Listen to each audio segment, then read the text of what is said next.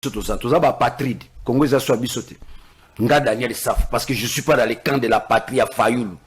Ce que j'appelle l'escroquerie politique, la trahison nationale. Ah. Ça veut dire quoi? Nga Daniel Saf. Hein? Fumuka Ikusingini. Tekuluma Numbi Songo. Tekuluma Londa Manunji. Chef de terre. Piliva Ava. C'est quoi le banin? Daniel Saf. Nazar Soumon na Congo te. Daniel Saf. Na commis apatride. Daniel Saf. Le Congo m'appartient. Je suis propriétaire de ce pays. On les a un vocabulaire, un générique, pambala, au camp de la patrie. Je vous pose la question, Limbisanga, je vous dois du respect en tant que journaliste. Quand vous parlez des camps de la patrie, ce qu'on gagne, na landine c'est la failluté, au apatride. Et là, on dit au faillul, on dit ça Félix, sans qu'il y ait biso. Nana que nous remonte à Félix, pour na yebisa, ou yebisa nini. Biso zabaye oyo, totombola ka faillul madidi. Aujourd'hui, c'est un gros poisson hors l'eau. Oh, Daniel Safou. Quand un poisson n'est plus dans l'eau, Azali Banda Maï, il ne représente rien. Il faut, les plus grands péchés d'un homme politique, quand il se lance à tromper son peuple. Fayoul est dans les mensonges. Quand on a bangoté, ne omoni baba maman Chantal, ba pese pe, ba meli soupe rouge. Oh, Daniel Safou, faut pas dire ça, balani pas. Na foufa pembe. Sali et intérêt à mboka. Le Fayoul la sali. Tala, Fayoul nous sort tunia. Où tu vas? On ne pas le monde. Oh, on ne pas le monde. Daniel Safou. A meli soupe. Na foufa kosi. Avant bon mon affaire, balak sabino image à Fayoulou, Félix na ya de Manatogo. Balagision. Vous avez image jaune. Nani? Le trio Fayoulou et Adema Félix. Image jaune aux anons. N'a pas ce image jaune. Fayoulou et Adema. Président Togo. Ya Togo. Oh! N'a bien le trio Fayoulou et Adema Chilombo. Juste avec quel objectif? Former un gouvernement d'union nationale. Former un gouvernement de trahison nationale. Trahison nationale. Union ou trahison? Trahison na union wapi papa. Tant on va salir ma consultation nationale qui wapi consultation nationale. Les opposants n'ont pas répondu à cet appel. Ni Sesanga. Fayoulou trahir l'accord qu'ils ont signé. Kabila, Sesanga, Matata, Moïse Katumbi, na Fayoulou. Bah signé un accord. Tu es d'accord avec moi? Où est passé cet accord?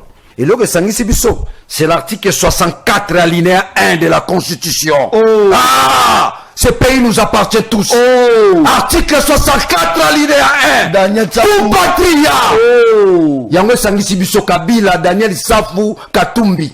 L'article 64 alinéa 1. Et là, que Kaboli Biso na Fayoulou. Fayoulou a longwe bitumbana. Akokin zalate. Akokin zalate. Fayoulou akokin zalate. Akokite. Yango, muni marambo kokanga mutema. Soko kokite mela soupe biso mutu toloba lamba lia toyate Fayoulou balambi alandi soupe yango moni Congo tango zotambola kanga zolo pa soupe wana ko séduire soupe pendant que Kabila bengisa plusieurs fois boya aolanda ka et pas Félix kolanda te ba viana ba lukuta Kabila bengisa la yewa ba signer accord na Kabila Kabila avec le peuple Kabila na peuple oh. La personne qui a géré pendant 18 ans. Peuple a souffert. Ce qu'on géré pendant 18 ans, l'ongue citoyen, il est propriétaire de ce pays. Ce qu'on géré pendant 18 ans, l'ongue mboko. Nous on dit quand même qu'il géré Mabé. Pardon? On dit quand même que Kabila géré Mabé à Boma Congo. Si on a bien géré Mabé, on a plus avantage dans l'IDPS. A géré bien. Kabila géré bien. A géré bien. A Boniko, a géré quoi? A géré. Pour l'intérêt à Congo. Dans le bien, total a lipa, autant Kabila Zalaki. Parce que vous voulez la comparer. Tokota. Très bien. Lipa Zagindéni. C'est Kabila qui vous a amené des Banzela Minene. Boulevard à 30 jours les Aguindé. Yagi Moukete. A dit mettons que ceux qui Kabila Sala Banzela Minene, t'embouteillage en aux Andé Lelo. Nous sommes tous à la bande. Tu camion rouge et bima lundi. Il y a blé et bima mardi. Il y a Nine et bima jeudi. C'est Kabila qui a agrandi les routes. Nous avons 30 juin. Na Kinoa di Kando na Botami na Kinshasa. Nous sommes les Mukebo. Mukebo. Tant Kabila a eu pouvoir dans 18 ans, à comme Chamounene, bon Wassani. Courant le lot à Zongo, vous êtes tout l'entour. Kabila m'a dit Zongo. Courant Zongo, Kabila. Hein? Kabila. Pas bonne comparaison. Kabila m'a tapé si pouvoir à Mayou. Non, peuple. place vieux Fayulu la simbi touche ya ngawanda ole oh ngai Eli et le meli soupolongo Eli okomi wazalendo vieux Madiadia fufuka mte kosiete fufa pembe nandaka la rouge wakati Félix akati par contre cherchons la paix au pays faut la paix la cohésion ne sortez pas comme ça, il faut passer par là, vous signez quelque chose là. Mais Pengalo, maman Chantal, Fatia Zarane, bien que Pengalo bien vu. Ah, Fatia Pena, la moindre associée, cohésion nationale, unité nationale. Oh, il y a bien beaucoup de temps. L'historicité politique de notre pays. Banaso Bazabala Nangasika Bazali. John, Ngana Yopenda, tout si Salikambo. Jean-Pierre Mbeba, Bachaka Bango arme na mutubu bandi makabila za Congolais. Bachaka Bango arme. Tshisekedi wa Mulumba na Sun City. Toute la classe politique se retrouve na Sun City. Ngana zake lenge, tuzalaka na makambo wana te. Bachaka Bango arme na mutu. Jean-Pierre Mbemba. Soko boyo ndi makabila Congolais, tozobeto masasi. Tala niveau ya idiotie na bassesse d'esprit.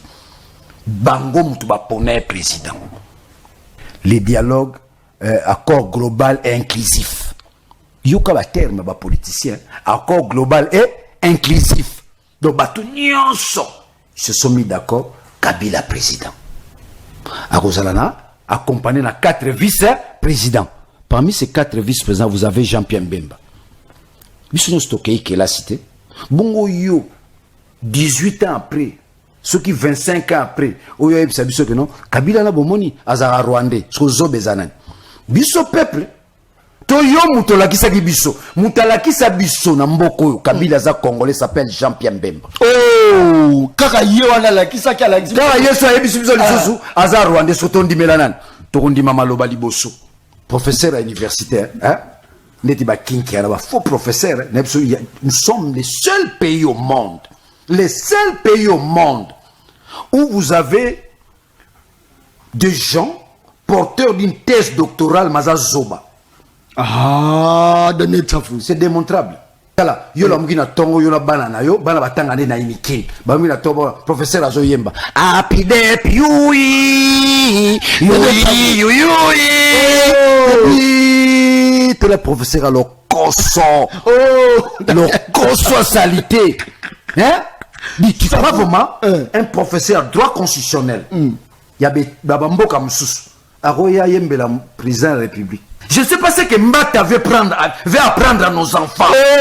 Je suis le nom. Daniel Safou. Naïbité. Donc il m'a wana muté malabi muto yo. Akenda ko sala thèse n'est pas ba Zulu en Afrique du Sud. Tel lo ba la kisaba na biso. Kiata botangi na bino kelasi mukolo anniversaire à président, boyembele bon anniversaire. Un pays où les gens meurent.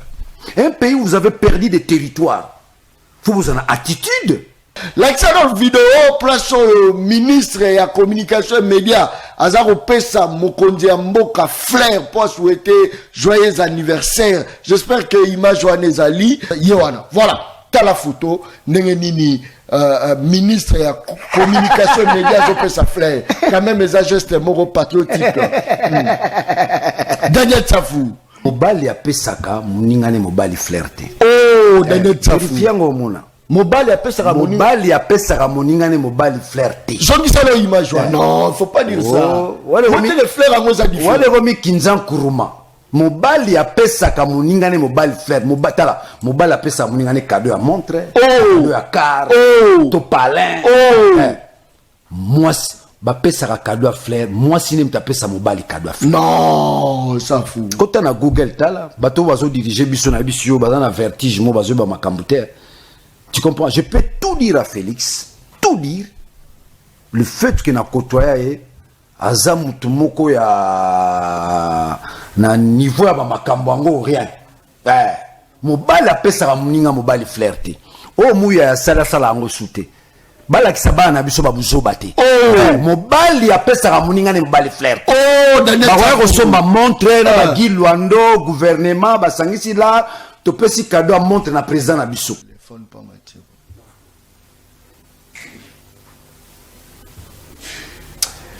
Très bien. Mokolela mon Nabino Baladia, une très grande émission, la dimension, il y a continent d'Asie.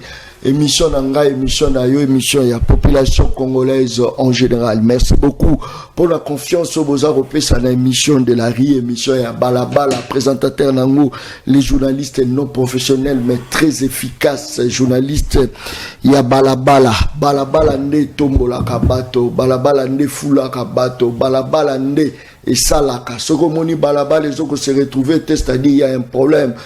Pour la première fois, Balabala et Bimisi journaliste John Kabamba na pesi bino merci batoto ya Balabala na pesi ba policier ba étudiant na biso na pesi ba maman na biso batekaka na Balabala na pesi batoto o ba telemi na Balabala po bazela ba transport na Balabala na pesi merci mingi na batoto baza ko tambusa mituka na bango na Balabala baza ko teka na Balabala baza ko mila na Balabala na ba terrasse merci beaucoup o ya bino journaliste ya Balabala azali awa.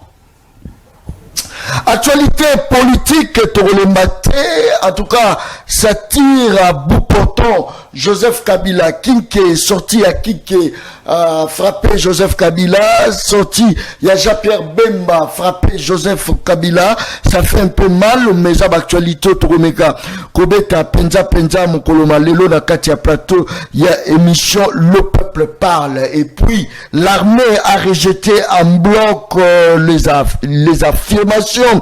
Il y a président de l'Assemblée nationale Vital Kamerhe évoquant un massacre des présumés de 318 personnes à Moba dans la province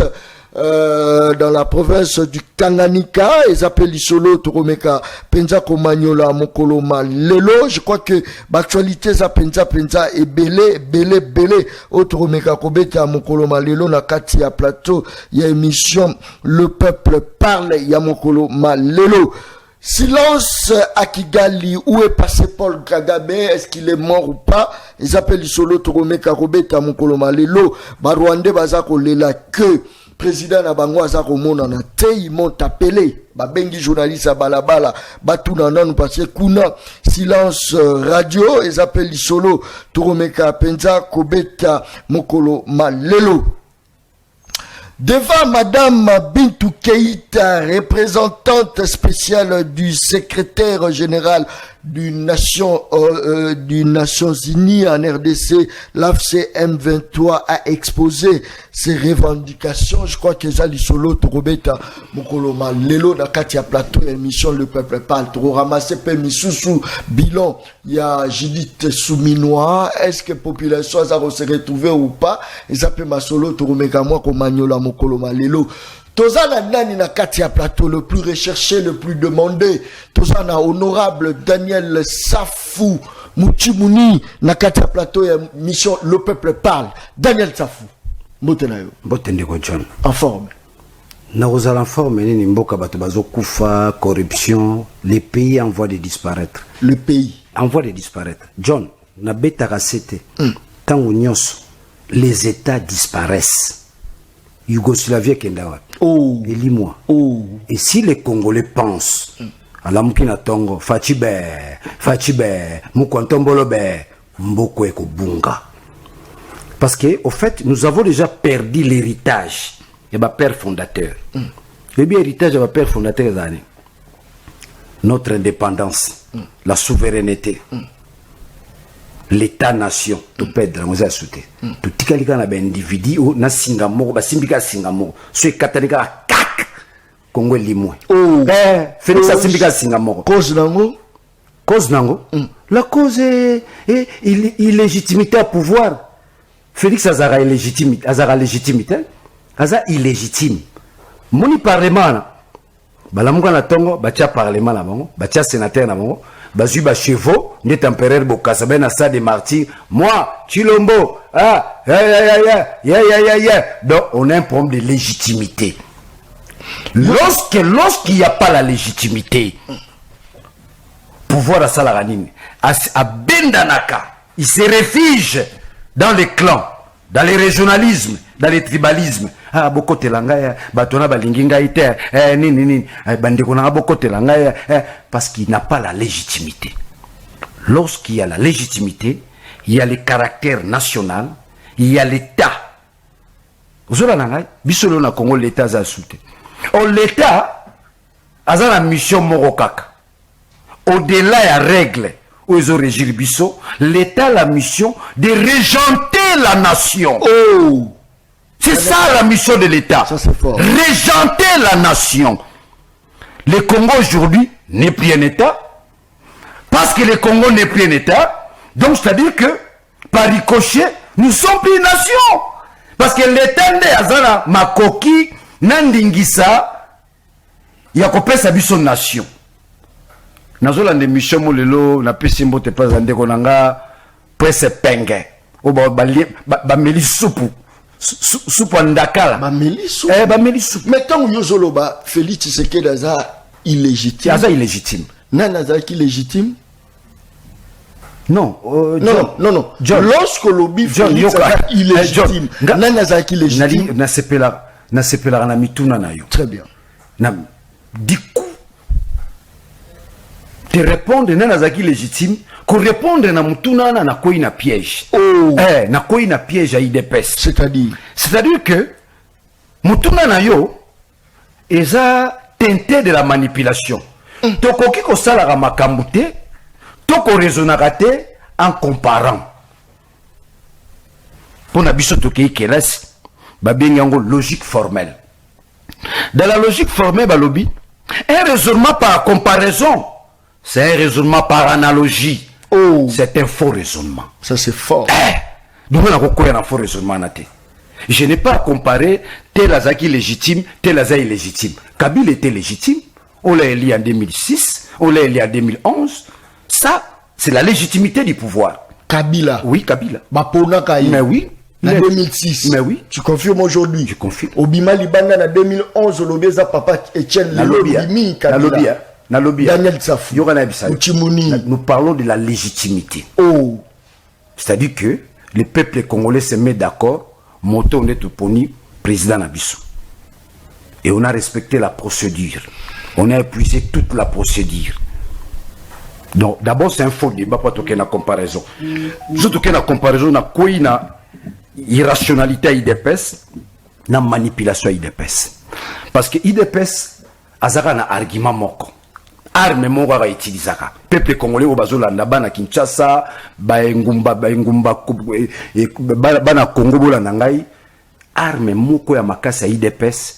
Ça s'appelle la manipulation, doublée des mensonges. Donc, je peux déduire, bazan a des armes. C'est-à-dire que tant que vous faut utiliser armes. Et qu'est-ce que vous devez utiliser pour détruire son arme? Alors, les Congolais, ou tokala, IDPS, azana arme mi balé. Manipulation, na mensonge.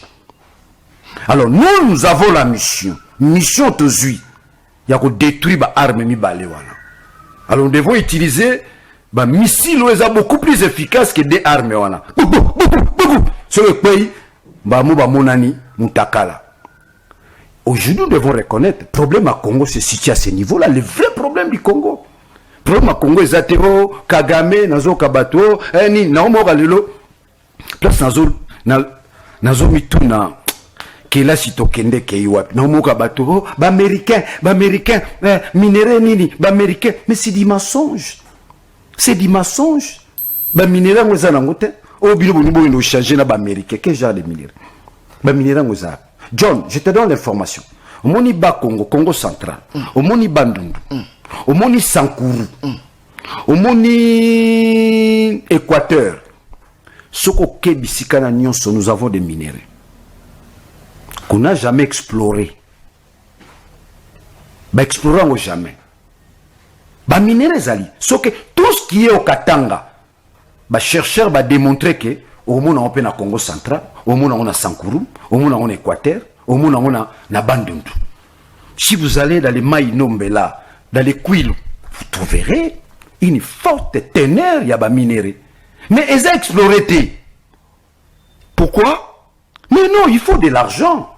Il faut des investisseurs, il y a besoin de sala diamant. Mais la place ni diamant zali. Ba explorer ba moni oui diamant zana. Diamant zana za teneur nini, ils ont la quantité nini. Investisseurs, ba multinational ba ndiko exploiter yango. Lelo esika oyo ba certifié ba minéraux ezana katanga. Ba minéraux na ba certifié et comment nango ya ba famille. Il faut bien avoir famille. Famille présidentielle. Je l'ai dénoncé. Non, il faut pas dire ça, Daniel. John. Famille présidentielle. Oh. So que nous kuta wa minéré kunat. Famille présidentielle. C'est pas toujours au Mona, toujours le bac Rosalapé, Bango Penassimana. Non, pas surtout au monde, les alliés n'ont qui ont mauvaise gestion. Au babengi la justice distributive. Namboka ni omona mtu saza 17 millions. Bamsu bazana, bana bambongo na bandako na ngwe leki na budget. Mbongo Félix azana ngwe leki budget mbokati. Yo talaki yango. Ah, papa nanga. Ko diriger Congo. Sans honnêteté. Okomi multimilliardaire. Yo mona batamike kutoka ono o ministre bazana 19 millions. 17 millions. 21 millions. So 5 bambongo na nyoso ta Congo ebongiti. Isa bambongo msuba bazana na bandako osala nzela.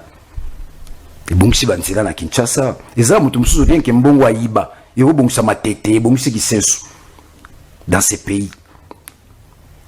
Vous me saisissez? Donc, pour dire que ba minéraux zoyoka o échange minéré na sécurité. Ezabuzoba John. Bazo sekabiso. Nous sommes en train de brader notre souveraineté nationale. Nous sommes en train de brader notre indépendance. Oh, batuba kufa nango. Batuba nyokwa nango. Mais dans ce cas, notre dignité. Bazoko attaquer Bisso, il faut quand même la diplomatie agissante, c'est ce que le chef est en train de faire. Collaborer avec les États-Unis, aux alliés pays, aux autres jouer rôle prépondérant dans le monde, juste pour l'encore assurer paix. C'est donna. Bango va assurer Bisso sécurité, Bango va jouer minéré. Où est le mal? Non, John. Après autant d'années, tous y bon sommi na mboka na biso. Tous y li panda.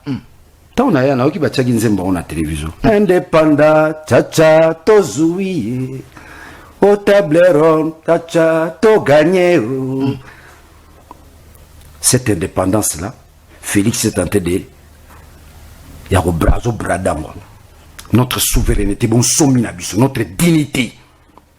Bitumba na biso, bitumba Daniel Safou, c'est la dignité de l'homme noir. Bitumba Kimbangu.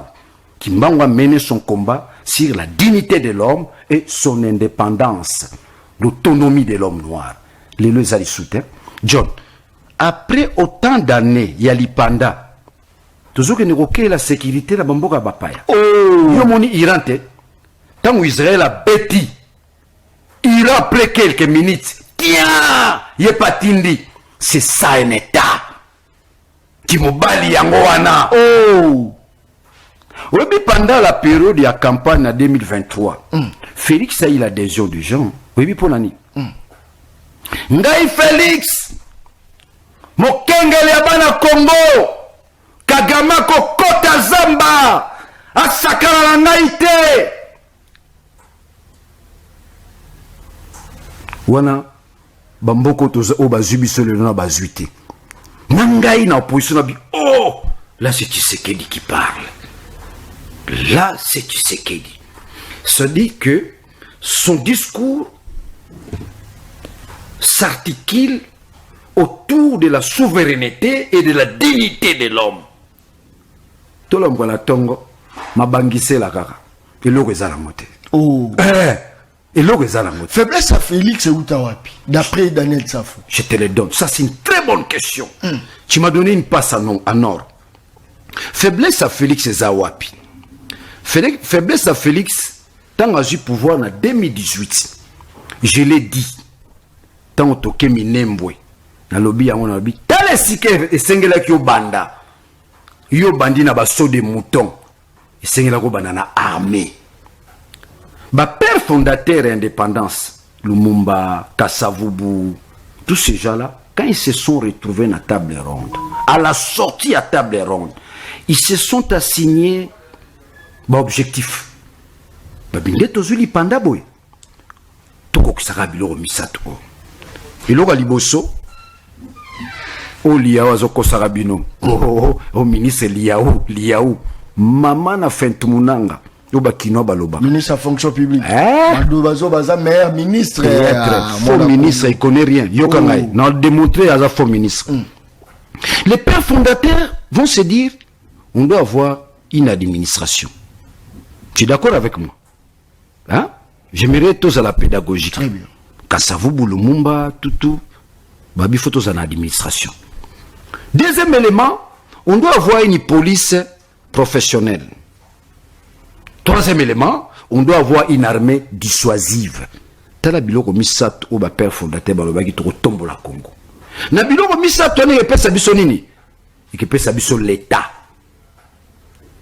Bon so to sur l'état to kozwani na sima, to kozwa bongo nation. Nous devenons un état nation. Ce qu'on fait bien ça Félix Ezanini. Tant où il a commis en 2018, il devait commencer par construire une armée.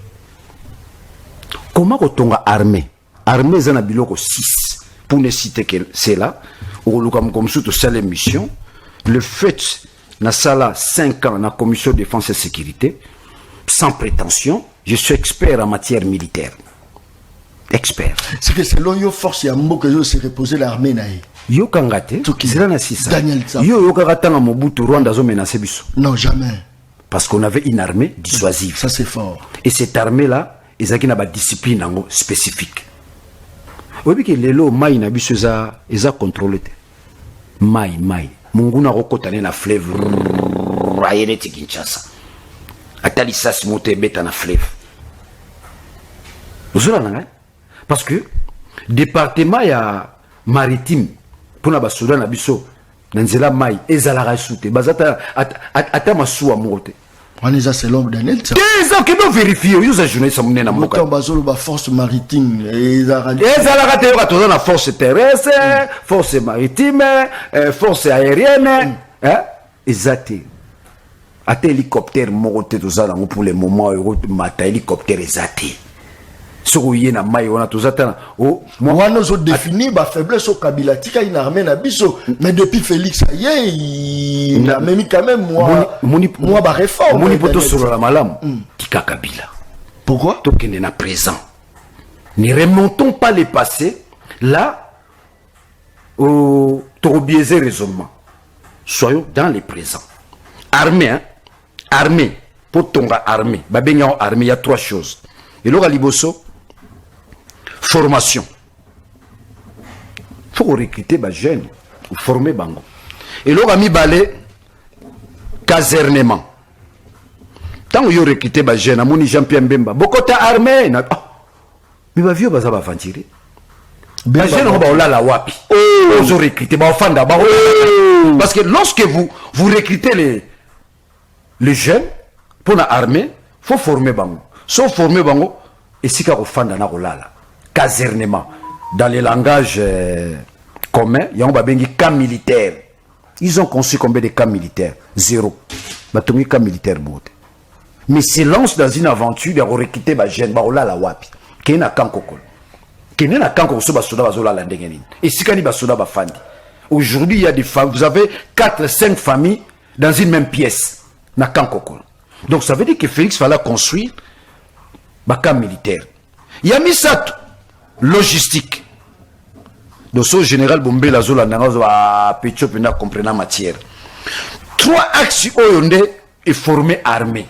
Bilo mis ça tout. Dans le biango, formation, casernement, logistique. Si vous avez commis armée, pour la armée sala musala et 5 sous bilo mis ça tout. Il y a liboso renseignement militaire. Il y a mis balé les opérations militaires. C'est les 2 piliers où ils ont armée. De l'autre côté, renseignement militaire, côté opération militaire. Il s'ajoute encore un élément, la logistique. Biloko misato walande armée et kuiko bunda. Bisoto zangiango. Armée kuiko bunda. Tango yo moni na ba bisika ba botoli biso bitumba Goma Naganda ozoko basoda na biso bazokima te bazokima te. Lorsque les militaires ils se retrouvent dans les opérations militaires et qu'il y a plus renseignement moya bunda lisusu a ça la repli pour avoir l'information te monguna za na niveau nini monguna zo utiliser arme nini monguna se situé wapi donc et là otika la ngara faut akima parce qu'il n'a plus les renseignements. Donc, là où il n'y a pas de renseignements militaires, les opérations militaires vont poser problème. Là où il y a les opérations militaires, il faut qu'il y ait les renseignements militaires. Très bien. En dehors de Bilo Mibale va s'ajouter encore la logistique. Aujourd'hui, 6 points on a. Yango Sali, une armée fonctionnelle. On a continué en administration armée. On a aussi des missions spéciales là-dessus, sur l'armée. On a pu sur 6 points. Sur mon 6 points, bisoto négligé. C'est pas parce que tous un babo militaire. Mais départ, c'est pas parce que les militaires ne sont pas formés. Quand on a une notification, mais départ, ils avaient déjà bien. Le lot soldat, qui c'est le mois solde, moi quelque chose. Oui. Mais comment on a eu ce bon article, ça oui. souci. Non. Armée n'a pas ça la bien, moi, on a armée. Tant que y a armée, on intégré ba milice ou bobinga ba wazalendo, ils a cop, ba kosa président. Bakosa e moni batwana ceux qui sont soloba bayokaka moni batwana bakosa la misatu ceux qui basali ba binchiri binchara na bango bakomi 40 bakosa président. L'armée c'est un corps, l'armée c'est un esprit, l'armée c'est la discipline. Tant que je armée au sangisi on a ba wazalendo ils a sous armée faut que la ngom mususu et comme Kinzan Kuruma. Faut que l'on ce n'est plus l'armée. L'armée, c'est la discipline. C'est un corps. Bakatio mokokoli. Mokokoli. Bakatio mokokoli. Ambition Zembo. Balongolio. Esprit aux alangois civils. Commission militaire. Wazalendo bakatio mokokoli. Wazalendo dans un esprit militaire. Donc, lorsque vous intégrez la milice dans une armée, ce n'est plus une armée. Et comme il pondou madesu. Sangisa. Armée, zara sangisa. L'armée, c'est l'ordre. L'armée, c'est la discipline. L'armée, c'est un corps. C'est un esprit. Tant que sangisi bango, et l'ongo armée, comme Kinzan Kuruma. Tsaki madesu. Yango muni mubuta bale koloba na tchaka maele na ba beret rouge na tchaka maele na ba beret vert tina bo kaka oye koya eya eli koloba ke armée ezali organisée armée azali la peuple a tient confiance na armée yango bo kaka oye koya eya Félix akoloba bongo Félix akozwa micro ninga na zolo ba ne mubuta loba na tchaka maele na ba beret vert na tchaka maele la ba beret rouge na tchaka kala tala biso kala to ebaka efatebel ezaka na mbanzango unité blindée oka suba unité to ebaka ba parachutiste ya seta to bana mike ngala yo to bana mike to mona nde ba parachute ba oki ba parachutiste bazo kita parachute yo mona suba parachute. C'est-à-dire qu'il y a des unités qui n'existent plus au sein de l'armée. Il y en a plus. Et Fatebel, unité blindée dans Banzangungu. Nous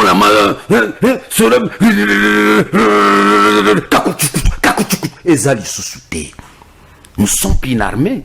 Au lieu d'organiser l'armée, de structurer l'armée, de mettre les moyens dans l'armée,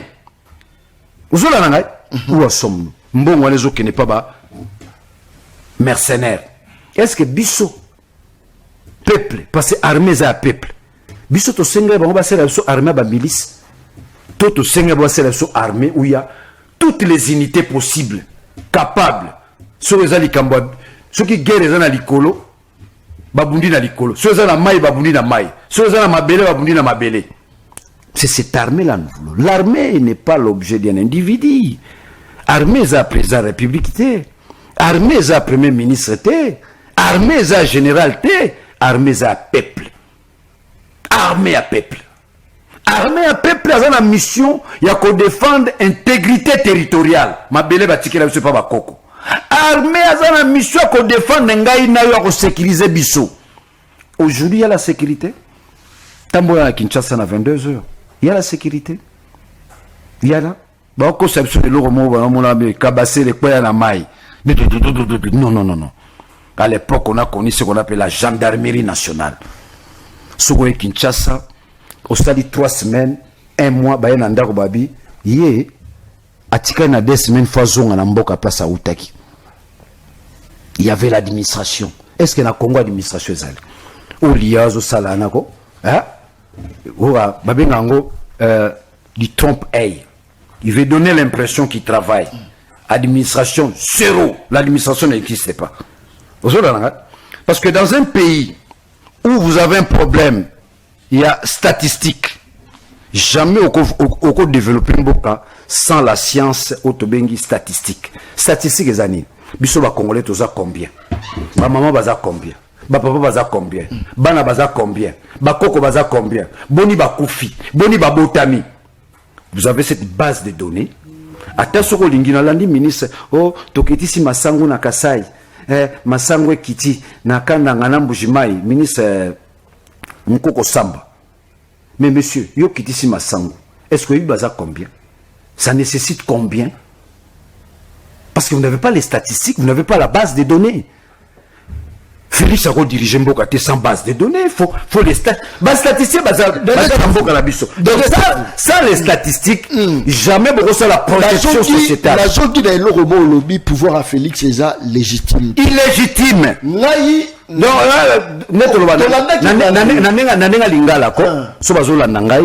pour que les gens me comprennent. Donc, yaya, gangster, kangibor, pouvoir. Il y a un au lobby bakangio, au lobby banyongio. John, nous n'avons plus les règles dans notre pays. Aujourd'hui, la constitution, et comment taper à Félix? On a tricoté la constitution. Il n'y a plus la règle du jeu. Au vie et au jeu de tout le monde. Nous t'avons le bazate. Au lobby, soyez, bon, demiap. Soyez, bon, soyez, salé, nous payons le prix. Hein. C'est la John, n'a conclu. Et ça est divisé en deux parties. Oui. Et ça, à côté, à patrouille. Au place Félix Azali, voilà pourquoi Martin Fayoulou a Kenagi Kokuta Danaye. Le camp de la patrouille. Et Zali n'a quand il y a des rebelles. Oh, Joseph Kabila qui n'a qu'à rejoindre Nanga. Je crois que l'image, Joseph, il faut chaque image, il faut se concentrer. Le long, Batou Bazar retourne Daniel Safaza la Kanini. Parce qu'on a vu Martin Fayoulou, Yewana. A quelque coup, on a Mokondi Mboka, Yewana. Motolo Bakaza illégitime, Félix, Yewana. Ayambi, Bakena Okuta. Pour sauver la nation, n'est-ce pas qu'il faut que nous ayons des patriotes? Déco. Tout ça, là, monsieur Beleko. Bisoza Bayo, Totombola Fayoulou Madidi. Aujourd'hui, c'est un gros poisson hors l'eau. Oh, Daniel Tsafou. Quand un poisson n'est plus dans l'eau, Azali Banda Maï, il représente rien. Voilà Nani. Fayoulou, un gros poisson hors l'eau, Bakino Bakangango, en dehors de l'eau. Tant on mouni baba yambani wala. Il faut, les plus grands péchés d'un homme politique, quand il se lance à tromper son peuple. Fayoulou est dans les mensonges. Quand on a bangoté, ne mouni baba maman Chantal, ba pèse ba meli soupe rouge. Oh, Daniel Tsafou, faut pas dire ça, balani pas. Na foufa pembe. Sali et l'intérêt à Mboka. Le Fayoulou a sali. Tala, Fayoulou nous sort tout nia. Où tu vas? On ne peut pas monter. Oh, Daniel Tsafou. Amélie soupe. Soupe ndakala. Oh, tomate rouge. Oh, soupe rouge. Oh, Daniel Tsafou, faut pas dire ça. Pour l'intérêt à Mboka. Akosi. Avant bon mon affaire, balak sabino image à Fayoulou, Félix na ya de Manatogo. Balagision. Vous avez image jaune. Nani? Le trio Fayoulou et Adema Félix. Image jaune ça non. N'a pas ce image jaune. Fayoulou et Adema. Président Togo. Il y a Togo. Oh! Non, ben on le trio Fayoulou et Adema Chilombo. Balaki si bien image. Fallait pas la qui s'oppende Fayoulou zo yambana et Adema. Balaki si bien ngote. Toza bana mikete. Nous sommes des avisés. Toza ba arriviste té. Toyebi politique ndenge zo kene tona ba information. Ozola nangai. Fayoulou aza suna bisoté. Fayoulou a vendu sa conscience. Zoa, est-ce que vous avez Mouto Zolobelawana? Mouto Tika cohérent. Papa, Mouto Tika cohérent, Namboko c'est Daniel Saf. Namboko cohérent c'est Daniel Saf. Bola n'a honte pas te botter dans la famille à Babola. Aujourd'hui, Fayoulou ne m'arrive pas à genoux. Le loyo, Fayoulou, tché Daniel Saf, na balance, na Fayoulou, moi, via quoi? Les gros poissons dehors. Oh, Daniel Saf. Na quoi? Na ebisiyo. le trio Fayulu et Adema Chilombo balakisi bino image yango bazolakisa bino image bayambani kunati so talipe kopa ngoza faux kopa de manière protocolaire. Félix Fala Bandambote na Fayulu yende leader mais talaka vertige babani na Lexis légal babani na Lexis légal ou ateka sur 20 exemplaires ba CD ndalwana Lexis légal bunga tika musique point artiste munene pour la souci mboka te ateka 20 so vérifier mon Lexis légal 20 CD non, il faut pas dire ça il y aura sur ateka ba CD ti ba falinda kenda politique ça passe yo na domaine no réussir te tu crois réussir en politique na domaine no échouer te qui 20 CD et ça auto 21 moko Fayulu ta sombela la 21 pour les pire vieux dans ton domaine de prédilection au échouer et tu crois réussir dans un autre domaine au moins c'est ba qualité soupe rouge soupe ndakala na michopo malobi mboka eza menacé yoka siko tozokende na betelo mo John même classe politique ba ebelo relaté les trio Fayulu et Adema Félix Chilombo Luka Joto sa l'émission moni na lo baboy parce que Fayulu afandi alors qui crampe petcho bi makambone ba la peuple congolais image wana ndenge Fayulu azo yambala na et Adema bango misato bafandi juste avec quel objectif?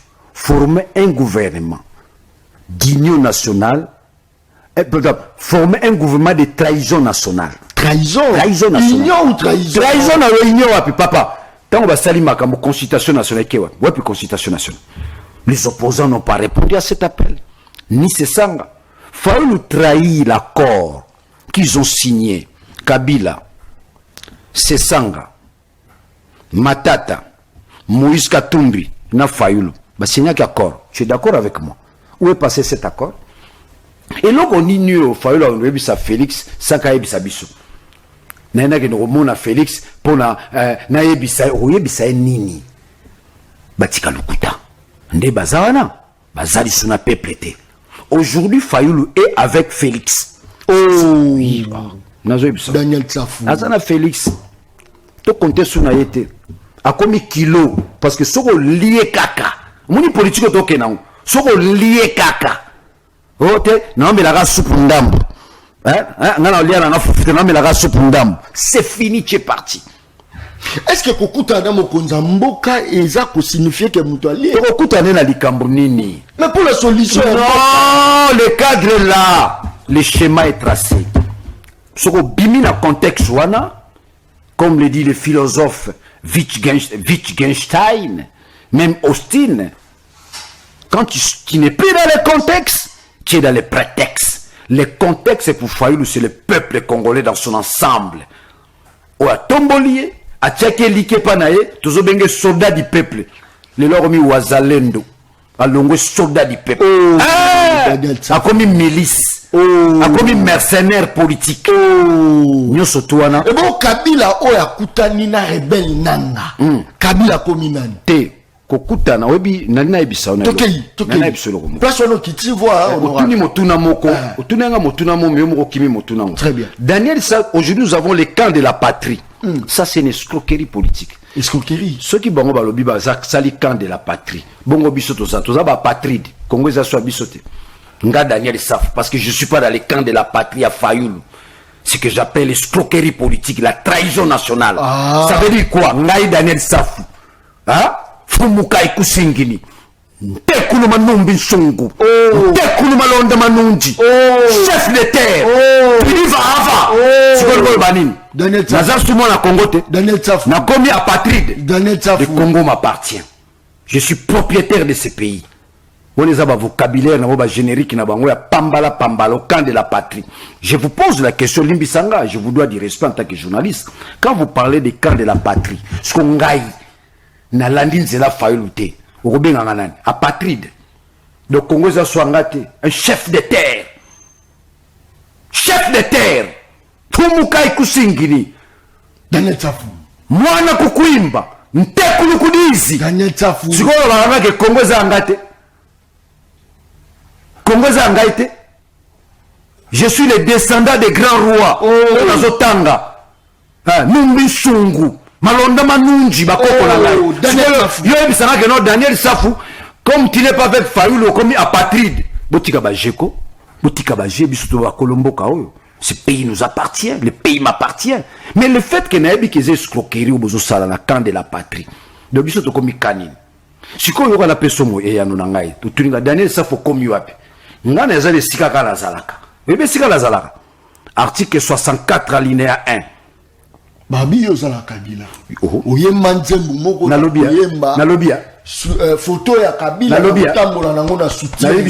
Tu soutiens les gens. Oh, bah, je la makila. Nalobia. Naemba ngoli susu. Daniel Tsafou. Photo ya Kabila. Tokolata na soutien. Daniel Tsafou. Photo ya Kabila. Nakolata na soutien. Daniel Tsafou. C'est que tu trahis même Martin Fayoulou, le président Oyobengaka élu. Pour la Kabila. Ça non différence entre Kabila et Fayoulou. Je te fais allusion. Très bien. D'un accord. Yambote Fayoulou Kotanana et Adema. Kabila. Katumbi. Fayoulou. Sesanga. Basigna qui accord. Tu es d'accord avec moi? Donc Fayoulou Otozana Kabila il n'y a pas longtemps. De celui qui a trahi l'accord. Daniel Issa faisant la démarche Moko Kaka. L'applicabilité de l'article 64 alinéa 1. Ndengani na ko bimisa article na kata constitution na memango na balabala. C'est ça ma démarche. Donc ce que tu n'as osa wapi naza na niveau ya article 64 alinéa 1. Il n'y a pas eu élection dans ce pays. On n'a pas organisé les élections dans ce pays. Les gangsters se sont emparés du pouvoir. Ça veut dire quoi? Nous sommes en pleine confiscation du pouvoir. Félix a confisqué les pouvoirs. En confisquant les pouvoirs, il perd la légitimité. Il se réfugie dans le régionalisme. Il se réfugie dans le tribalisme. Il se réfugie dans les clans. Regardez. Président Bazobenga Moukwantambolo. Voilà comme Bamboka naï. Ndeti ngai bwe. Na muyombe bando benga ngai. Ah, Daniel Safou Kaiku Singini. Tu vois ce que ça fait? Parce qu'au fait, les gens vont vous dire, nous avons besoin de l'unité nationale, la cohésion nationale. Mais quels sont les fondements? Oboyi, Martin Fayoulou a kekutana Félix, mais Olingi Kabilo a kekutana Nanga. Et puis avant na Goma. John, c'est la Nanga. Avant na Goma. Avant na Bukavu. John. Province za Otika. John, il y aura l'absolu. Moi la Congo. Daniel Tsafou. C'est là. Vous voyez que na dowa kuna babenga na ba frère. Na dowa kuna bakutana botika lukuta olanda communiquer moi M23 les cas la RTN7 batika okosa bino bakutanaka Félix na M23 na FC bakutanaka beaucoup de dialogue basana ne rencontre basana dowe zani so ba longwe dowa ba na deux discours so ba bakutani na ba M23 basorinde mususu so ba yepa na biso wala baba Rwandais baso bomamboka nini. Qui nous ont amené les Rwandais ici? C'est Félix. Quand ici, l'accord d'exploitation or nabiso. Or en weza mutu, eza famille mutu, eza individu, eza or a Congo. Mais il y a que nous signé on a Kagame pour l'année. Tout ça, problème à Congo, c'est résume en un mot. Banda 60 tilelo. Nous avons un seul problème. La légitimité du pouvoir. Bayang 6 mbazora pouvoir namboko. La légitimité du pouvoir. Aussi longtemps. Le Congo ne va pas résoudre le problème de la légitimité du pouvoir. Bah résistant, bah robot, ma par-ci par-là. Au sol nangaya, bah résistant, ngai na peso kala ngai. Bah kanga mbongo nanga, et molima nanga, sans base légale. 8 mois pour te dire qu'il y a la dictature dans ce pays. 8 mois. Bah kanga passeport nanga, na passeport, na droit ni bah kanga passeport. Na droit ni en tant que compatriote citoyen mboka, au kanga passeport na point. Bakanga passeport, na motif ni. Bakanga na kena de miap. On appelle ça des arrestations arbitraires. Na salani, bakanga na kena de miap. C'est pour dire que nous sommes en pleine dictature. Parce que nous tous dans la légitimité à pouvoir. En Obanga. Moninga sur la bimika tana kotama ya njidika. Bukanga kepa nanga. Vous avez peur parce que vous n'avez pas la légitimité. Vous avez peur parce que nous refusons la corruption. Si on a joué à pareil, car on est tous dans la bengi. Allô? J'appelle la présidence. Je suis pour le camp de la patrie. John. Au moins, on a ton fortunaire sans plaque. Fortunaire sans plaque. Nous m'a cosim pendant l'incuba. C'est-à-dire que, sous pandaka les côtés. mais tobi qui mboko na biloko wana te yango zo boma biso. L'acte posé par Fayoulou, ça démobilise un peuple. Aujourd'hui, nous avons du mal à organiser ma marche. Pourquoi? Le peuple est mobilisé. Le peuple a commis un niveau où il y a apathie. Apathie.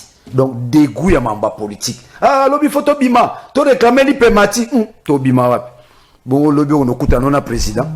Ah, lobby to bima. Kourezat. To bima na bisote. Bima yo mo na banana yo. Oh. C'est-à-dire que les politiciens congolais, par manque il y a constance, par manque il y a idéal, la classe politique congolaise, les amawa. So ozu ba mende, ba kinke, ba toana tout. Ce sont des moboutistes, non? Ce sont des Mobutu, Jean-Pierre Mbemba. Balakisi noir et blanc que Kabila, c'est lui l'ennemi des Congolais. Non. Balakisi comment comprendre comment chef de l'État. Ndeko. Nana betana lo bailo moba Congolais bazola nangai. Je voulais démontrer l'idiotie de la classe politique congolaise. Je dis bien l'idiotie. Ndeko nangai. Tozana San City. Laurent Désiré Kabila Koufi. Paix à son âme. Laurent Désiré Kabila a Koufi. C'est-à-dire Mbok est en débandade. Comme M. Joseph Kabila président. Tu es d'accord avec moi? Bitumbe Bimi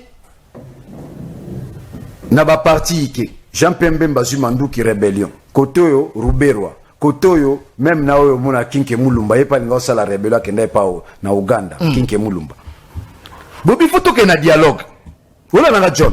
On a obété l'historicité politique de notre pays. Bana soba zabala nanga sika bazali. Ba okuta na San City. John. Ngana yo penda tusi salikambo.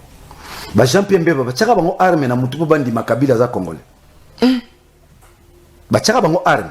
Tshisekedi wa Mulumba na San City. Toute la classe politique se retrouve na San City. Ngana za kelenge tuzalaka na makambo wana te. Bachaka bango arme na mutu. Jean-Pierre Mbemba, soko boy on dit makabila congolais, tozo beto masasi. Tala niveau ya idiotie na bassesse d'esprit. Bango mutu ba ponay président. Babati, Bambemba, Baruberwa, Bechenchi Sekedi wa Mulumba, Baponi Kabila nani président. Si base d'un accord, ce que nous avons appelé les dialogues, accord global et inclusif. Yoka ba terme ba politicien, accord global et inclusif. Donc, ils se sont mis d'accord, Kabila président. À Rosalana, accompagné de 4 vice-présidents. Parmi ces 4 vice-présidents, vous avez Jean-Pierre Mbemba. Bissono Stokei qui est la cité. Bongo yo, 18 ans après, ceux qui 25 ans après, Oyo Ebsabiso que non, Kabila na bomoni, Azara Rwandais, Sozo Bezanan. Bisso peuple. Toyo mutolakisa biso mutalakisa biso na mboko Kabila za Congolais s'appelle Jean-Pierre Mbemba. Oh kaka yewana la kisa kala kisa kaka yeso ayebiso biso lisusu aza Rwanda sotondi melanan tokondi mama loba liboso biso mutalakisi biso na mboko ba Congolais nyonso sika bazali bakanga mutalakisi biso Kabila za Congolais s'appelle Jean-Pierre Mbemba. Comment? Accord ya cascade ba benda na bango mibale ba signé accord à Cascade na Matadi. Yo benda na muto aza Congolais te. Siko za faux leader. Okoza la leader te photo boya yo. Igwe penande te beki Igwe. Bayi moto. Mutalinga oto chake likena bzaki Jean-Pierre Mbemba. Ndeti Mbemba za kuna akosukisa bango. Ndeti Mbemba za kuna akosukisa bango. Oye moko foin. Lo koso. Nani lo koso? Oh. Mais yo kondi Makabila président ezani. Lelo yebisi Kabila za Rwandais. Comment yon ndimi boko tsa Rwandais na mboka? C'est là dans le ça la caméra. Mbemba kosi na nini na mamtalo bi pour la Kabila. Mbemba tango toke na San City. Pour na dialogue. Na dialogue wana Mbemba na Kabila ba kobendana na muchuku. Nde ba vrai kino ba loba po ngaza dikando. Ba bena na muchuku. Webi muchuku ezani dans la discrétion en catimini. Pour signer un accord qu'ils vont appeler l'accord de Cascade. Cascade des Aranamatadi. C'est un hôtel. Place où il y a un hôtel, on va signer un accord. Comment Jean-Pierre Mbemba nous signer Makambu Yamboka na un étranger? Êtes-vous un bon leader ou c'est toi qui trahis le pays? Premier élément. Tozongi na San City pour l'accord global inclusif. Est-ce que Jean-Pierre Mbemba, Etienne Tshisekedi, Roberwa baba ati lukwebu bango nyonso batiaka bango munduki na mutu po bandimake Kabila nde président batia bango munduki te mais ce sont eux la classe politique congolaise nde kondima Kabila président ne peut être président mwana mboka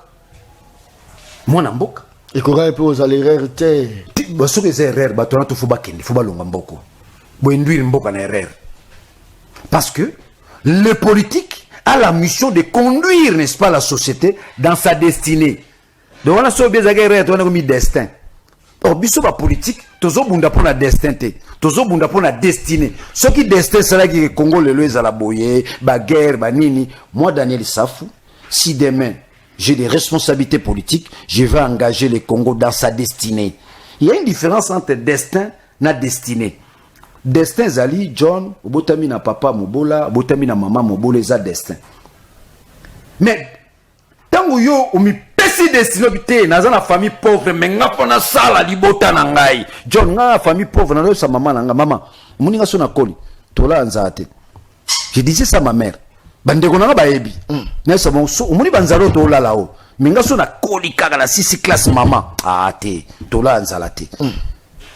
Et ma mère a toujours témoigné on a za mobali moi na ngai a mobali a solo ozola na ngai et c'était et ça peut bongo pona mboka ngai lobiso na zimboka Congo ezala boité le Congo sera doté d'une armée dissuasive le Congo sera puissant Congo za mboko za na vocation ya puissance John oyebi ba sava ya kala na lingi ba congolais ba kangango ba sava ya kala ba innovation na bango na ba invention na bango tourne autour ya pétrole na essence ozola na ngai mais lelo mukili ezokende na économie verte essence ezokufa pétrole ezosani ezokufa tozokende économie verte Europe ozana difficulté ya mutation wana parce que atongi mboka na ye na essence na pétrole mais biso totonge lokote donc tozokota mbala mon économie verte. Si nous sommes sérieux, le Congo, dans un laps de temps, devient un pays puissant. Corée du Sud au monde, Afrique du Sud au monde, a traitement panabiso. Même si le plan scientifique, le Congo avait des scientifiques, puisque la Corée du Sud, l'Afrique du Sud, Bamboka nyo sotouana. Mais tozongi sima pona nini. Tozongi sima pona loko moko kaka. Le gangstérisme, la légitimité du pouvoir. Mutalamuki na tongo azuminduki ne 4-5 ami comme ici président Congo ami comme ici Mukonzi sans la légitimité du pouvoir yango moni démarche yango moni Kabila wapi démarche za noble Daniel Safou démarche Fayulu azako sala parce que yaza kondimela ba 5 azako sala ko jamboka alobi mo jamboka yamba ba 5 pour vérité za la kati nalobi Daniel Safou na Kabila na Katumbi na sesanga eloko moko esangisi biso tuzapeka na démarche moko eloko esangisi biso c'est l'article 64 alinéa 1 de la constitution ce pays nous appartient tous article 64 alinéa 1 Daniel Safou patria yango esangisi biso Kabila Daniel Safou Katumbi l'article 64 alinéa 1 eloko ekaboli biso na Fayulu alongwe bitumbana akoki nzala te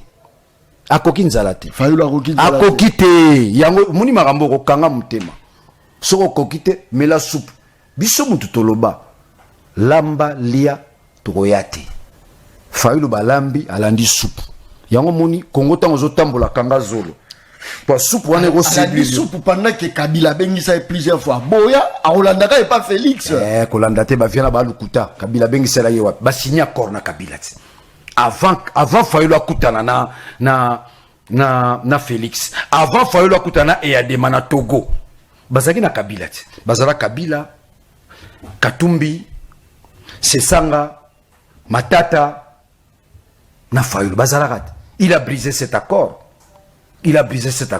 pour nous sangana na dans quelle intention c'est le futur premier ministre na gouvernement ya trahison nationale mais ndenge peu précieux au Kendela il sera la dendo di farce et simbati parce que biso to telemi na ndenge ya jeté tala comment on a tiré to fandi boye bazo gagner biso nous travaillons durement nous travaillons durement. Nous sommes assis sur mission. Nous avons réunion à Kingabwa. Si nous avons Kingabwa, nous avons nous travaillons un bon matin. Une fois le peuple outillé, il faut s'attendre aussi à une révolution spontanée. Peuple, mon leader, mon son peuple abimina balabala. Trop c'est trop. Bafwa, bachala. C'est la différence dans les années, na bato bazo kamba biso. Différence dans les awapi. Différence les awapi. On dirait que bozo ko abandonner peuple. Bozo na peuple car tant beaucoup de pouvoir te.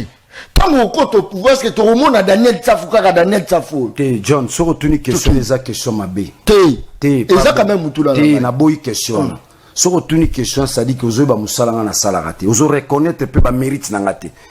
J'ai combattu la dictature dans ces pays tout en étant jeune. Na sacrifié jeunesse nangai. J'ai combattu le talamoni héritage ngana otike la bana nangai. Yango fayo la raté otike la bana nangai. La lutte, le Congo.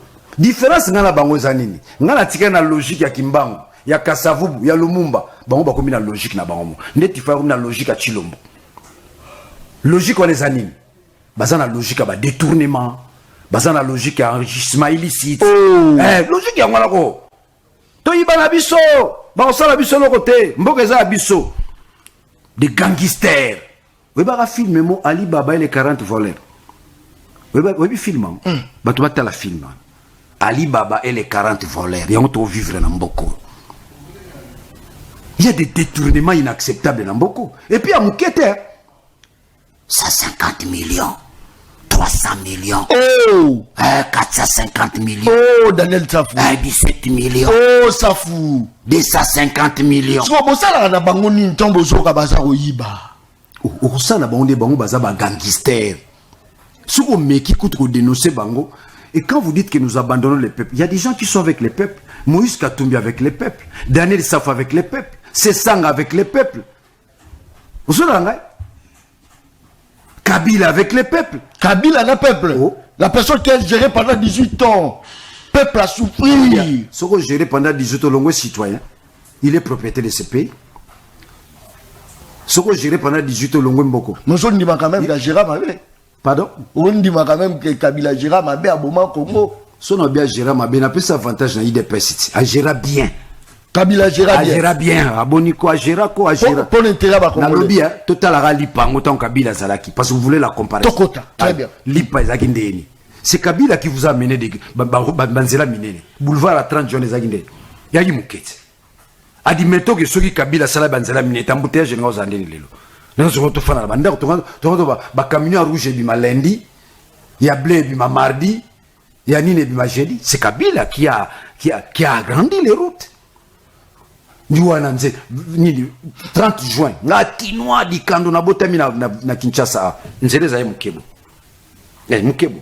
Tant Kabila a eu pouvoir na 18 ans, a comme Chamounene. Bon, nous avons courant le lo ya Zongo, vous êtes tout est l'entolo. Kabila mtena asali Zongo. Courant Zongo, Kabila. Hein? Kabila, pas bonne comparaison. Kabila t'a pessimé nos pouvoirs à Mayouyati. Non, peuple. C'est la vieille. Là, c'est vieux femme, la simbi touche. On va dire, oh, ngai Eli. Et le méli soupolongo Eli. Au commis Wazalendo. Vieux Madi Adia. Foufouga mte kosiet. Foufa pembe. Nandaka la rouge, Wakati. Félix Akati, par contre, cherchons la paix au pays. Faut la paix. Daniel, la cohésion. Ne sortez pas comme ça, il faut passer par là, vous signez quelque chose là. Mais Pengano, maman Chantal. Fatia Zarane, Beno, que Pengalo Biabi. Ah, Fatia Pena, la moindre associée à cohésion nationale, unité nationale. Oh, il y a bien beaucoup de temps. Prince Pengi. Mais non, Papa Nangai. Aujourd'hui, Bitumba Nabi César, autour il y a légitimité à pouvoir. Bitumba Nabi César, autour il y a lingagete, nga fachaza viena. Mais par rapport aux convictions, bah conviction tous en que notre Tonga Congo, tel que les pères fondateurs nous ont légué ces pays. Mutakasa, Tsafou, Lumumba, Vieux Kingotolo, ils avaient la vision d'un grand Congo. Congo, pendant France pendant Zolobake, hein, le Congo a la forme des revolvers dont la gâchette se trouve. L'Afrique a la forme des revolvers dont la gâchette se trouve au Congo. Ça c'est fort. Un pays puissant. Le Congo a la mission. Na mission na mission na mukolomo to mona na to moni bato azoya mutena na mission na wa. Oka professeur universitaire, hein? N'était pas kinki alors faux professeur. Nous sommes les seuls pays au monde, où vous avez des gens porteurs d'une thèse doctorale Maza Zoba. Ah, c'est démontrable. Zoba quoi. Mais professeur, a soutenu la thèse. Maza Zoba. Même comment parfois il a des difficultés, mais il professeur d'université. Professeur Aroro Zazobate. Bazako. Aroro Zazobate. Tala, yo la mugina tongo yo la banana yo, bana batanga na imikin. Ba mugina tongo professeur Azoyemba. Apide piui. Tout le professeur a le cosso. Le cosso salité. Hein? Dis tu vois vraiment un professeur droit constitutionnel. Il y a babambo comme sous. Aroya yembela président de la République. Anniversaire. Yozo mon azemba, azo souhaiter anniversaire à président mais le conso à niveau moqué. Je ne sais pas ce qu'on veut apprendre à nos enfants. Je ne sais pas ce que Mbata veut apprendre à nos enfants. Je suis très non. Daniel Safou. Na évité. Noki mawana mute malabi muto yo. Akenda ko sala thèse n'est pas ba Zulu en Afrique du Sud. Tel lo ba laksaba na biso.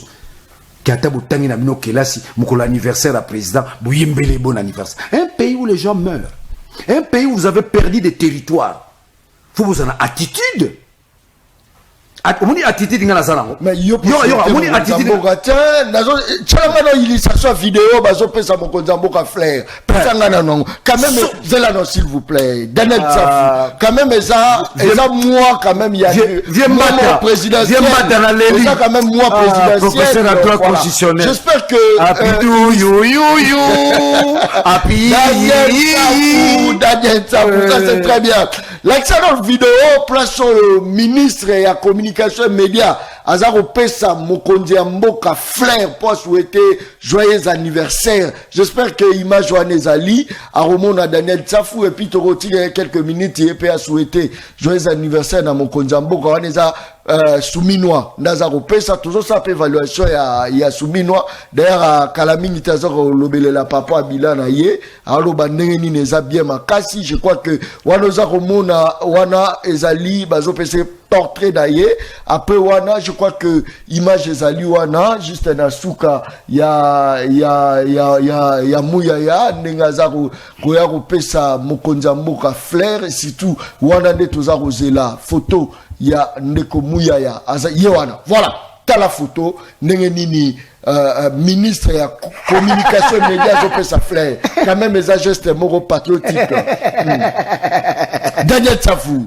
ndeko nangai n'habite so image longue tout continue oloba continue na oloba ndeko nangai oyebi lorsque vous en a posté à pouvoir faut ba oba bengi les justes écoutiers ozolana mobali ya pesaka muningane mobali flirté Daniel Safou fiango mona mobali ya pesaka muningane mobali flirté zongi ça la image non faut pas dire ça wale les fleurs à moi ça diffère wale romi kinzan kuruma mobali apesaka muningane mobali Flair mobali apesa muningane cadeau ya montre cadeau ya car to palin moi bapesaka cadeau ya Flair moi sine mtapesa mobali cadeau ya Flair non ça fou kota na Google tala bato bazo diriger biso na biso baza na vertige mo bazo ba makambuter tu comprends je peux tout dire à Félix tout dire le fait que na côtoyer aza mutu moko ya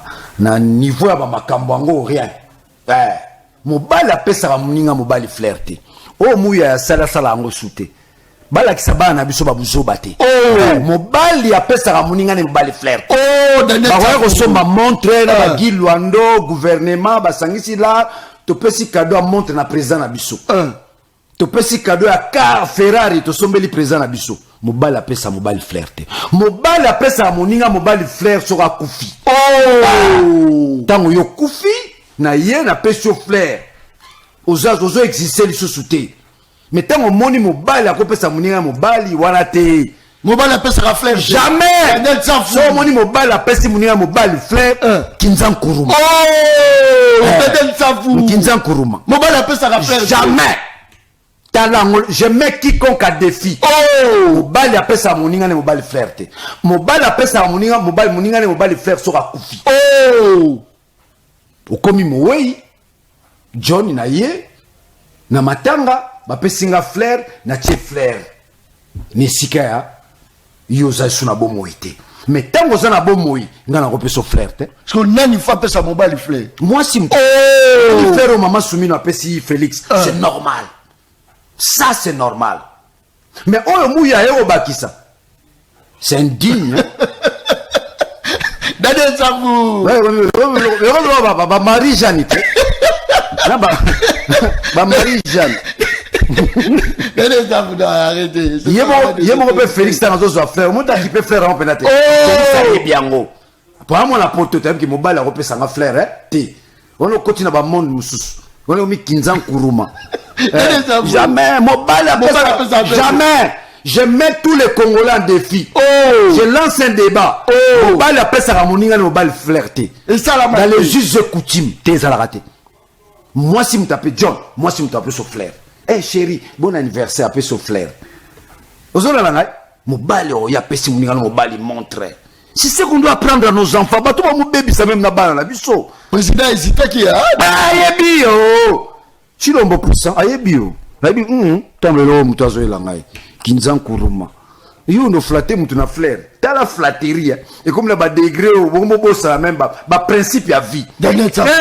Je mets tous les Congolais à défi. Même Kinois, Tunyon, politiciens, même gouvernement là. On a zolo baso na kosi ba contredire ngai. Contradicteur à Rosalate, côté la Google. Vérifier les us et coutumes. Mobile à la flair, tapé sa moninga ne mobile. Jamais. Toujours là que ça balle à ma baie. Ma baie! Oh, mais ma balle à la Kinzan Kuruma. Boni boy.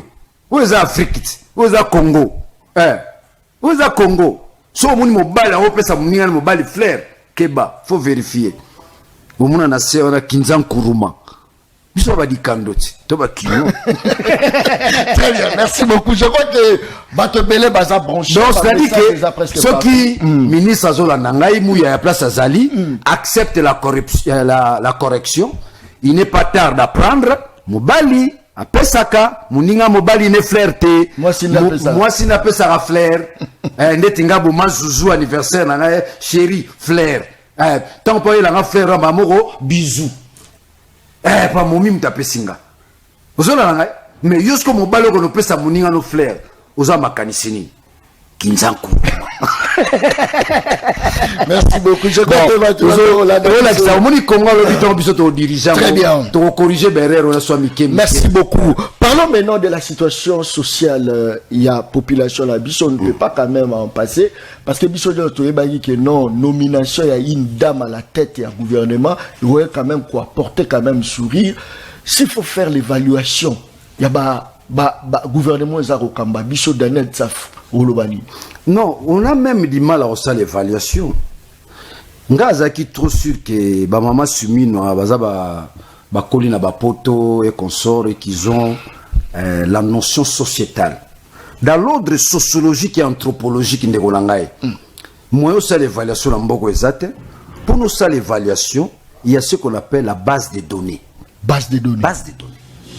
Et pour nous la base de données, il y a ce qu'on appelle les statistiques. C'est toute une science. Il y a maman Soumino, il va congolais sur combien.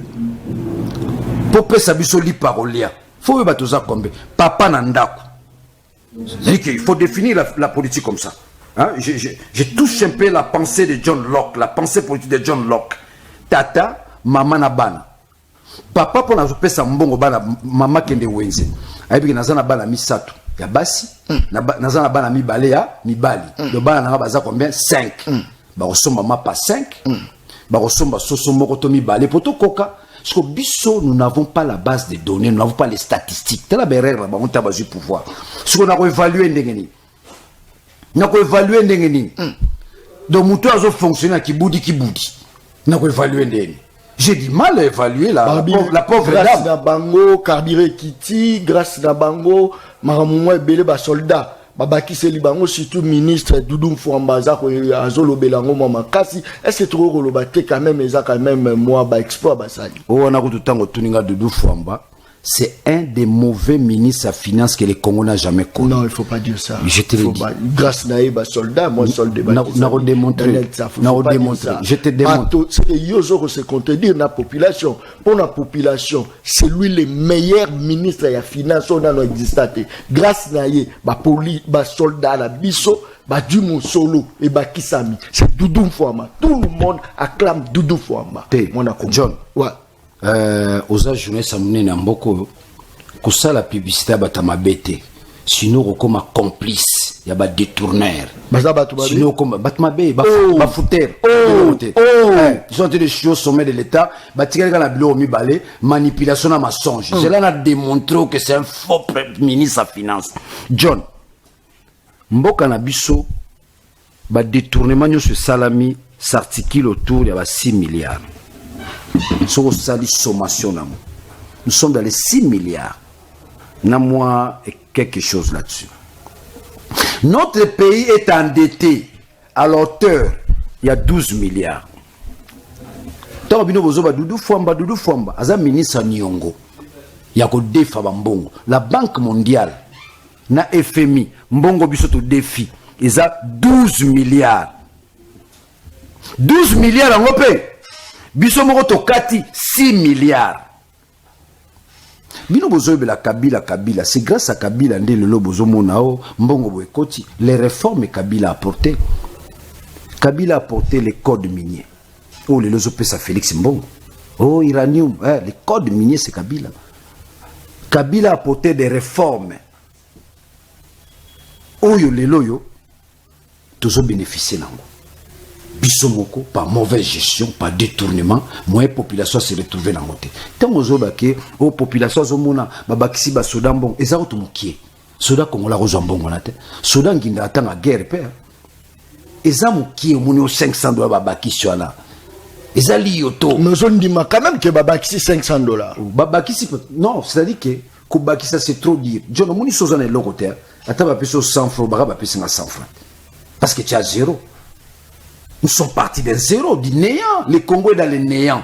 Oh, nous sommes là, ils ont un tâtonnement. Le Congo est dans le néant. Le Congo est en voie de disparaître. Surtout, Taliga a Félix Karabongo. Tout l'homme qu'on a tongo comme Somoni John. Vous mata kota ville babita, il y a comme taxe. Pour mata ville, il faut payer ça autant. Oh. Le Congo n'existe plus. Ne réduit pas seulement le Congo au niveau, n'est-ce pas, armé, babaksimbo. Et les fonctionnaires. Quoi qu'il en soit, nous sommes en pleine discrimination salariale. Et cette discrimination salariale nous a été léguée par les colons belges. Donc, tata nabiso, koko nabiso, bazaki victime de la discrimination salariale. Bongo le lobiso moko to zimboka, to aussi ils sont pour la discrimination salariale. Ils ont parmi le cheval de bataille à Daniel Safou, na Moïse Katumbi, na Mikolo Roya, bomona, ceux qui to zima kambunde to changer ma kambu du coup. Donc, pour dire que peuple congolais faut pas y baquer. To défi mbongo na hauteur à 12 milliards na ebisakio plainte de GES en cours on a déposé contre FMI la Banque mondiale. Comment vous pesa mboka mbongo peuple azo bénéficier na mbongo na te mais ba dirigeant bazo yiba mbongo ngo. Oh, peuple azo bénéficier na ngote. Ba dirigeant bazo yiba. Si les 12 milliards, 6 milliards na mabenga batu. 6 milliards na mabenga batu mona bona ba jeep wana bazo tambola sont des détourneurs, sont des voleurs. C'est un régime de voleurs. Bamiibi, ba volmuntu. Obiso ba yombe to benga ba tumbasi. Ba tumbasi.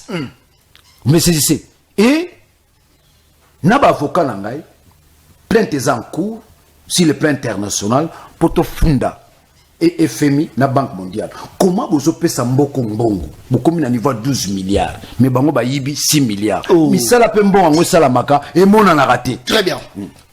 Très bien, merci beaucoup. Daniel Tsafou, qu'est-ce que c'est mon corps qui a bintu keita qui n'est comme mon Congo, na Congo ya oya Goma, comment on a dit? Oya Goma pas nanga, ayela mona nanga. Tu crois qu'il faut apporter quand même solution? Tu as une information. Au salibio tout n'a pas. Tu sais, j'ai plus de 20 ans dans le métier de journalisme.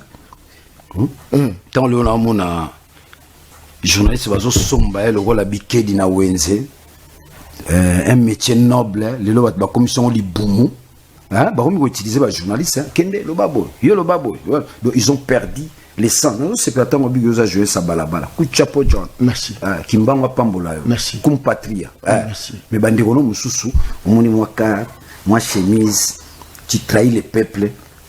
Les journalistes ont mené les combats dans ces pays. Ce sont les journalistes qui sont bâtis pour nous quitter Mobutu.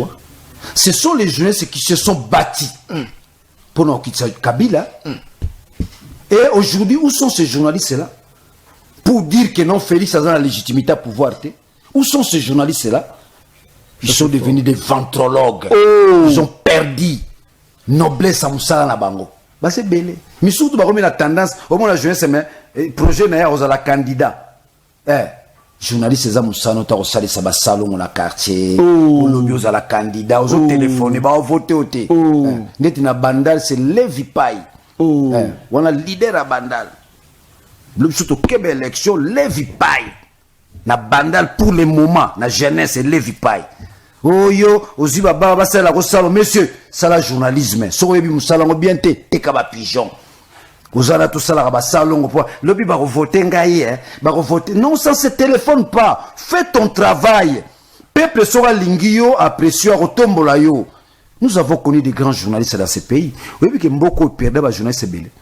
Ils ba vient na ramso ba kufa na kata voiture. Umoja, oui ba journaliste umoja. Umoja, kufa na kata voiture pour na bitumba. Et ça, je sais pas, Koufa la gata bandaku, Boma Bango, pour na bitumba Congo. Où sont ces journalistes-là aujourd'hui?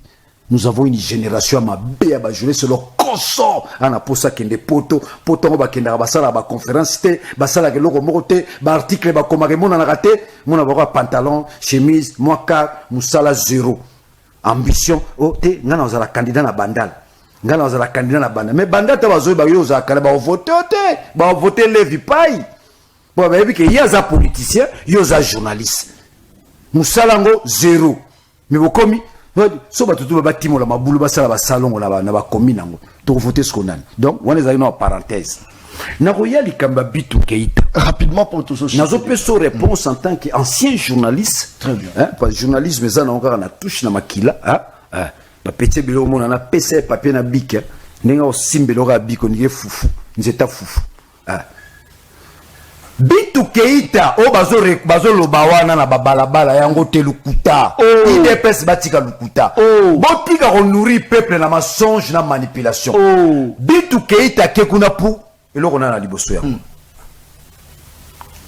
accord o MONUSCO signé na état Congo qu'il faut bazala partout balingi basoda MONUSCO bazana Goma bazana Bukavu bazana Bunagana bisika oyo nanga conquérir balingi pe bango MONUSCO bakoma wana M23 répliqué tant tozo bundisa tozo bundana na état Congo gouvernement congolais mais bino M23 bozaki na bino MONUSCO bozaki na compte na kati wana tant to bundi pe na bino d'autant tozo beta état gouvernement congolais to beti pe na bino. C'était ça le débat.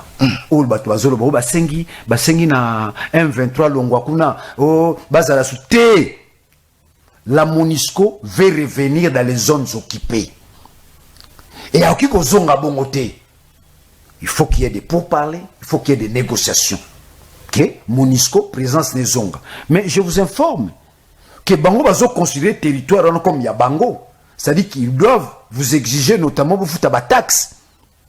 Vous avez alors ceux qui bozonga na format accord au signera na état Congo na état na gouvernement congolais bozonga na format au biso na bino tolingi skoto signé par manque d'information bakomi ko beta beta oh basengi na bananga balongwa wana nini batika lukuta IDPS na régime na ye batika lukuta la manipulation et les mensonges yo mona baboto bino ba territoire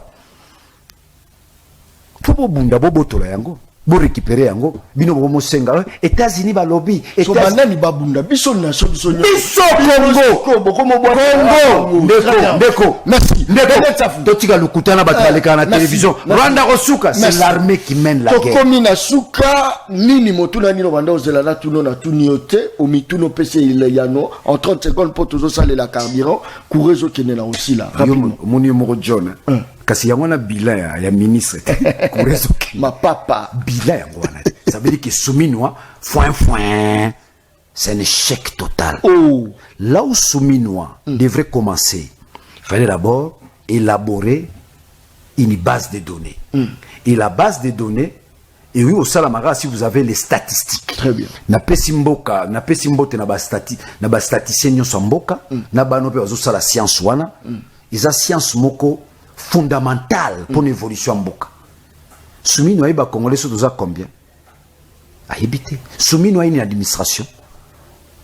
Tout ça la bilan on est. Tout évaluer ndeni. Souminwa a échoué sur les plans administratifs. Merci beaucoup. Souminwa a échoué na royer babatouté. Donc Souminwa yene wana hein. C'est faux de tena hein. Vous élève. Mamba Congo Italie T. Donc ça dit qu'il est dans ce qu'on appelle, il est dans la rotondité. Dans ce sala neka. Merci beaucoup Daniel Tsafou. Neka la ramena ndenge peno monake. Hein? Ndeko yokaka ba ministre neti ba premier ministre Tchombe. Il vient en 1964 à résoudre des problèmes sociaux à ba congolais. Merci beaucoup. Wana premier ministre. Très bien. Ndeko monaka biloko neti ba Birindo. Merci beaucoup. Comme premier ministre. Merci. Aïe na nouveau Zaïre. Merci beaucoup. Souminwa a tiki bisolo ko moko te. Très bien. Kaka kombo kaka mama sou. Mais noir. Très bien. Merci beaucoup. Merci. Koyambela Kibino, honorable Daniel Tsafou na Katia Plateau. Grand opposant. Parce que radical. Proche ya Kabila. Oui, oui. Proche à Nanga. Oui, non, Nangate. Nangate. Kabila zana Nangate. Très bien, merci beaucoup. Naza proche à Kabila mais Nangate. Nangate. Nangate ba Kabila. Biso na ba Kabila tozo bunda likambu ya article 64 alinéa 1. Très bien. Yango moni na Minzembo. Photo ya Kabila na kolata na soutien. Très bien. Merci la photo ya Katumbi na kolata na soutien. Oh, Sakou.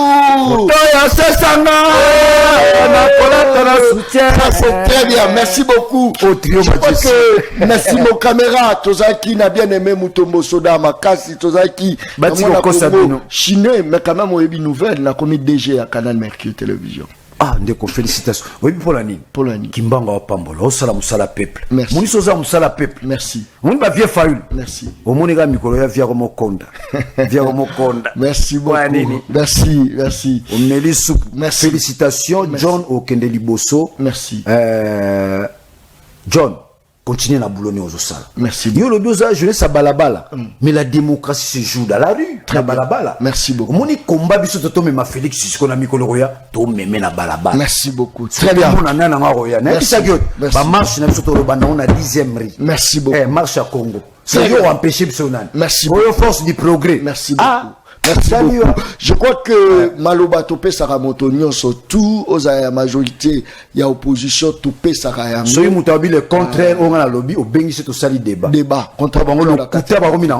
Merci beaucoup. Je crois que Daniel Tsafou Muchimuni atamolagi yemorote base na opazalagi.